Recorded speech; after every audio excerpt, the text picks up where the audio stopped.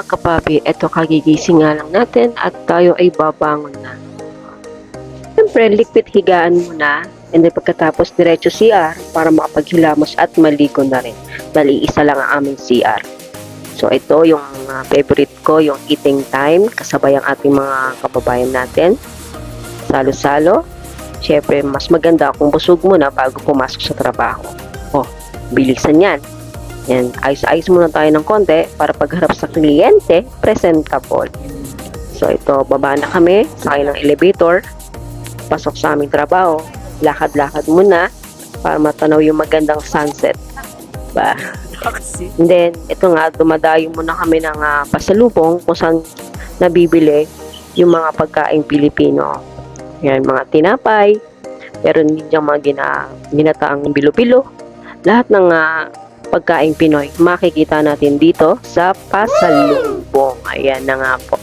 At ito ang aming kaibigan at syempre dahil kababayan, eto, may take out pa nga. Este. Siyempre, joke lang po yun. So, dayo uli kami sa isa pang kabayan market kung saan nabibili ang mga pagkaing Pilipino din. Yan, bili kami ng juice. Oh my God, take out ulit. Pasensya na po kayo, ganyan lang po siya ka-overwhelmed sa mga pagkaing Pinoy. So, ito kuha na rin ako ng mga kotkot at juice na rin.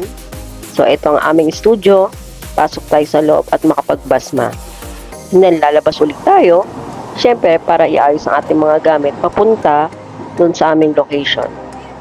Yan aming service. And then, silip tayo dito sa ating mga gamit kung kompleto. So, ayos. And then, there you go. Let's go. Tara, let's biyahin na tayo papunta sa aming location. Isang Saudi Arabia kung saan puro buhangin ang makikita. There you go, nandito na po tayo sa aming location, the Hilton Garden Hotel. Ayan. So, silip-silip ulit tayo. Mga 4th time na rin kami nakapag-cover dito. Yes, alhamdulillah, may mga ilan-ilan na ulap. Ayan, maganda pa rin ang panahon. So, ito nga yung mga gamit namin na sa araw-araw namin dala-dala. Ayun yung kasama ko. Sige, ikaw muna magligpit. Sige, ligpit mo yan. Bibidyohan kita. Ano, masarap pa sa abroad? Abroad pa more. Sige, yan, extend ka pa. Yan, buhati mo lahat yan. Ano, masarap? Sarap ba? Sige, buhat. Ang lakas mo. Yan, isipin mo na lang.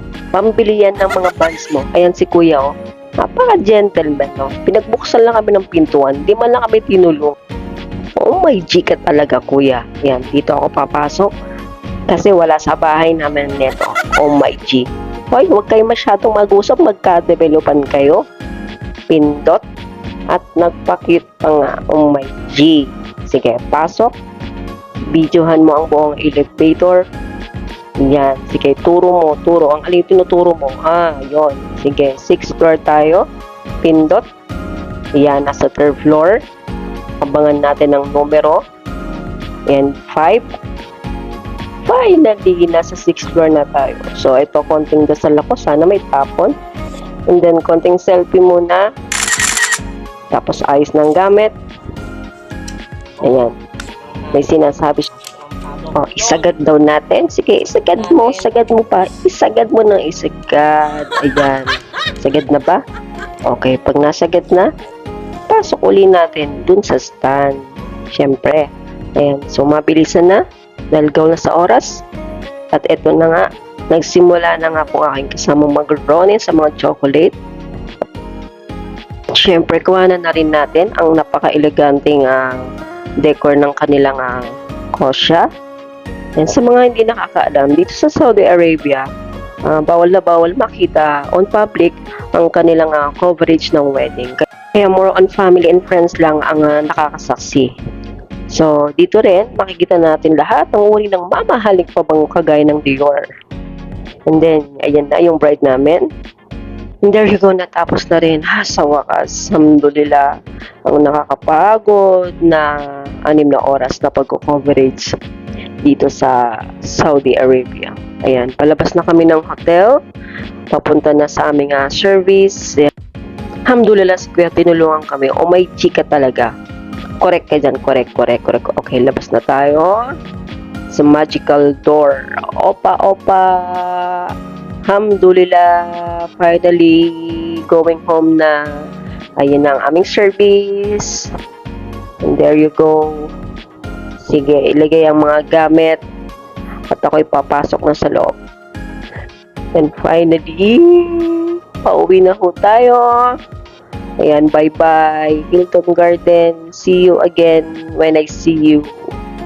Yan po, diyan nagtatapos po ang aking mini vlog sa araw ng aming pagko-coverage. So, next time again. Bye-bye.